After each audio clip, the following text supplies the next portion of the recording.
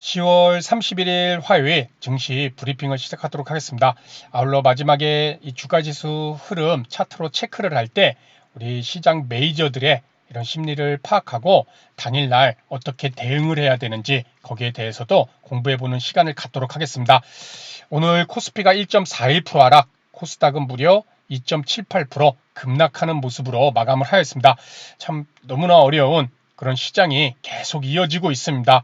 뭐 어찌할 수 없을 만큼의 이런 하락이 상당히 크게 나타나는 그러한 모습을 보여주고 있는데, 일단 오늘 시장에 영향을 미칠 만한 내용을 보게 되면 이 미 FOMC 회의를 앞두고 이 관망 심리가 짙어진 가운데 전일 테슬라가 전기차 수요 둔화 우려 등의 큰 폭으로 하락하면서 2차전지 관련주들이 약세를 보이고 이런 것 시장 하락을 이끄는 그러한 모습을 보여줬습니다. 뭐 코스피도 그렇지만 코스닥에서는 2차전지 관련주들이 코스닥의 상승을 이끄는 모습이 나왔었죠. 그렇죠. 시가총액 코스닥에서 막 1위, 2위 막 거기 10위권 안에 2차전지들이 상당히 많았는데, 그래서 코스닥 지수를 계속해서 끌어올렸는데 이제는 반대로 2차전지주들이 이렇게 하락하면서 지수 하락을 주도하는 모습을 보여주고 있습니다. 이렇게 특정 섹터가 주가 지수를 움직일 때는 상당히 매매하는 것이 어려울 수가 있을 것입니다. 그 종목을 매매하지 않더라도 그 섹터의 종목들이 시가총액 상위를 차지하면서 주가 지수를 흔들어대기 때문에 이러한 부분도 우리가 매매하지는 않지만은 시가총액 상위 종목들은 항상 같이 체크를 해줄 필요가 있을 것 같습니다. 아울러 중국의 경제 지표가 부진한 모습을 보이면서 이 경기 둔화 우려가 지속된 점, 그리고 중동 지정학적 리스크, 계속해서 이스라엘과 팔레스타인 하마스 간의 이런 전쟁이 계속되게 있는 점도 시장에 부담으로 작용을 이렇게 하고 있는 그러한 상황입니다. 금일 상승 섹터를 이렇게 한번 보게 되면은 이 화장품 업계 제품 가격 인상 등의 화장품 섹터가 상승했고, 또 연말 쇼핑 시즌 이런 특수 기대감 부각 등의 일부 패션, 의류 이런 섹터들, 아울러 백화점과 유통, 소매 유통 등의 섹터도 상승을 하였습니다.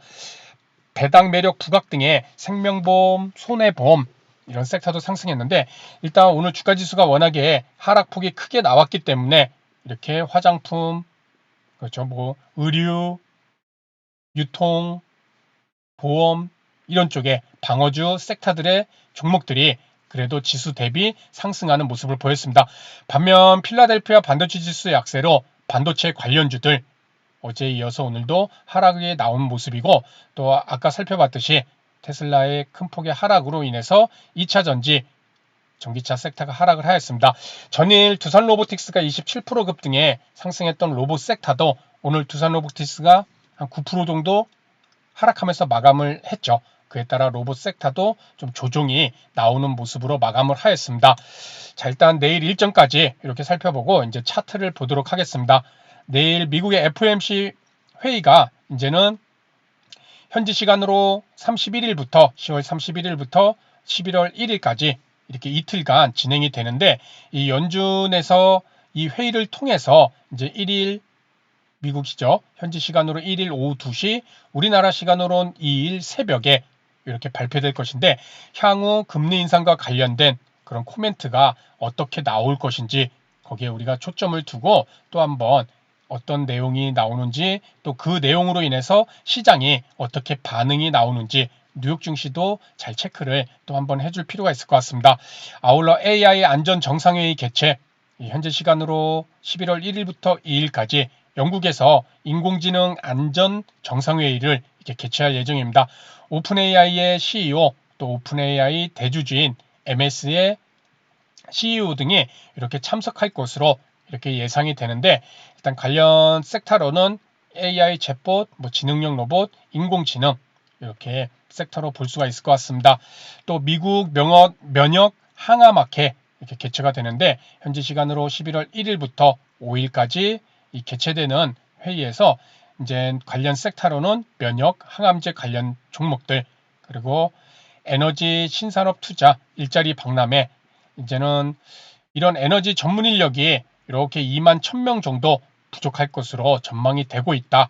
그렇죠. 그래서 이런 일자리 박람회 개최가 되는 것인데, 관련 테마들은 원자력 원자력, 태양광, 풍력 등 그리고 이제 실적 발표로 넘어가 보게 되면은 최근 실적 발표가 좀 안 좋게 나오면은 급락하는 종목들이 제법 많이 보이고 있습니다.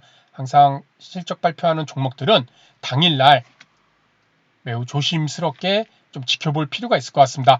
한미약품도 3분기 실적 발표, 듀산 푸어셀 이렇게 관련 섹터로는 수소차가 되겠죠.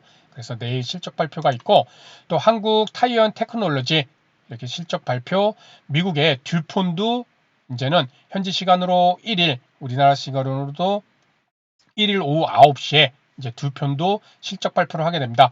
관련 섹터로는 석유화학 그리고 미국의 퀄컴 현지 시간으로는 1일 그죠? 우리나라 시간으로는 2일 오전 한 5시 45분인데 뭐 5G나 스마트폰 IT 대표주로 관련이 섹터인 이 퀄컴도 또 실적을 발표할 그럴 예정입니다.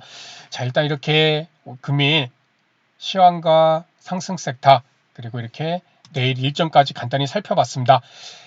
우리 코스피 코스닥이 상당히 어려운 모습을 보여주고 있습니다. 그렇죠? 자, 이 시장을 우리가 차트를 봤을 때 꼭 차트뿐만 아니라 종목이 오르고 내리고를 봤을 때 어떤 이유가 있겠죠. 그러한 이유가 다양한 내부적 외부적 이유들이 결국에는 시장의 상승과 하락은 결국 매수와 매도의 힘겨루기잖아요. 그렇죠? 시장 참여자들 우리가 말하는 외국인 기관 개인들의 이런 매매 주체자들의 매수세와 매도세가 힘겨루기가 나타나는 그러한 모습인데 우리가 이 주가지수라는 것을 움직일 수 있는 그런 매매 주체는 개인들은 상당히 어려울 수 있을 것입니다. 결국에는 큰 자금으로 시장을 움직일 수 있는 것은 이렇게 외국인과 기관인 이 메이저로 우리가 볼 수가 있을 텐데 이 메이저들이 당일날 시장에 어떤 포지션을 취하는가 그것이 곧 그들의 심리잖아요. 그렇죠? 그래서 아마 이렇게 장중에 많은 분들이 지금 외국인이 뭐 얼마나 팔고 있을까 또는 뭐 기관이 얼마나 사고 있을까 이렇게 숫자로 어느 정도는 매번 체크를 하시는 분들도 많이 계실 것입니다. 그래서 매도가 지금 매도하고 있네 또는 매수하고 있네 이렇게 체크를 하시는 분들이 많이 있을 텐데 일단은 이렇게 숫자로만 봤을 때는 뭐 조금 늘어났네 줄어들었네 이렇게까지 파악이 가능하지만은 이것이 실질적으로 우리 주가 지수에 어떤 영향을 미치는지를 직접적으로 파악하는 것이 와닿지가 않습니다. 그래서 저도 숫자를 직접적으로 보는 것과 함께 항상 이것을 같이 보고 있는데 어떤 것이냐면은 시장의 일별 매매 동향에 따른 추이라는 그렇죠. 시장별 시간 동향. 이것은 어떤 MTS에도 다 있을 것입니다. MTS도 있고 HTS도 있고 그렇죠. 스마트폰에도 이런 기능이 있을 텐데 이거는 뭐냐면은 시간에 따라 이 외국인과 기관 개인들의 이런 매매 동향과 함께 주가지수의 흐름을 함께 체크를 할 수 있는 그러한 기능입니다. 이거는 어디 증권사든 다 있을 것입니다. 그래서 9시부터 시작해서 저도 뭐 스마트폰도 보는데 스마트폰에도 이 기능은 분명히 추이라고 해갖고 매매 동향 추이로 볼 수가 있더라고요. 그러니까는 각 증권사마다 기본적으로 제공되는 기능일 텐데 9시부터 외국인과 기관과 개인이 어떤 매매 동향으로 시장에 참여를 하고 있는가를 볼 수가 있습니다. 자, 코스피를 오늘 보게 되면은 이 검은색 선이 우리 주가 지수입니다. 그죠? 요 지수. 코스피의 움직임. 그렇죠? 9시부터 15시 30분까지 이렇게 상승했다가 계속 하락이 나오죠. 그리고 요 빨간 것은 외국인들의 매매 동향, 그리고 개인, 기관 이렇게 매매 동향이 시간별로 이렇게 집계가 되면서 물론 가집계죠. 장이 종료하기 전이니까 이렇게 시간별로 메이저인 외국인과 기관이 어떠한 매매를 하고 있는지 시간에 따라 이러한 모습을 추이를 보여줍니다. 우리가 단순히 이렇게 뭐 몇천억 매도했네, 뭐 2시간 지나서 조금 더 매도했네, 조금 덜 매도했네, 이렇게 보는 것보다 이렇게 시간에 따른 추이를 이렇게 주가지수와 함께 이렇게 보게 되면은 분명한 것은 오늘 시장에서 이 주가지수를 누가 움직이는지를 이렇게 파악을 해볼 수 있다는 것입니다. 자, 여기서 오늘 코스피를 봤을 때 주가지수가 움직임이 이렇게 나오고 있죠. 검은색 하락이 계속 나오죠. 그때 매도하는 주체 중에 적극적으로 주가지수의 움직임을 하락을 시킨 것은 바로 이 외국인들입니다. 오늘 장 시작할 때 600억대 매도해서 시간이 지나면서 600억대에서 한 10시쯤에는 2천억, 2,400억대 매도, 그렇죠? 이렇게 뭐 11시에는 2,800억, 그래서 결국에는 3,200억을 장 마감 때까지 계속 매도가 나오고 있잖아요. 추세가 매도 금액이 계속해서 시간에 따라 늘어나고 있는 모습을 보여주면서 주가지수 또한 계속 빠지고 있습니다. 결국 외국인이라는 이 메이저인 외국인은 시장에서 오늘 이 추세의 흐름을 보면은 야, 외국인이 쉽지 않겠구나, 계속 팔아 제끼겠구나, 오늘 증시 외국인이 매수세로 획기적으로 돌아서지 않는 이상, 또는 기관이 대량 외국인의 매물을 받을 수 있는 기관의 매수세가 나타나지 않는 이상은 오늘 증시가 쉽지 않겠구나, 이것을 우리가 빨리 파악을 해볼 수가 있다는 것입니다. 단순하게 이렇게 매매 동향 숫자가 아닌 이 추세를 보면서 같이 보면은 그것이 곧 메이저들의 오늘 포지션, 오늘의 심리를 우리가 읽어낼 수 있다는 것이죠. 이와 함께 차트상에 이렇게 일봉뿐만 아니라 이 분봉을 통해서 함께 같이 보게 되면은 더더욱더 명확해지죠.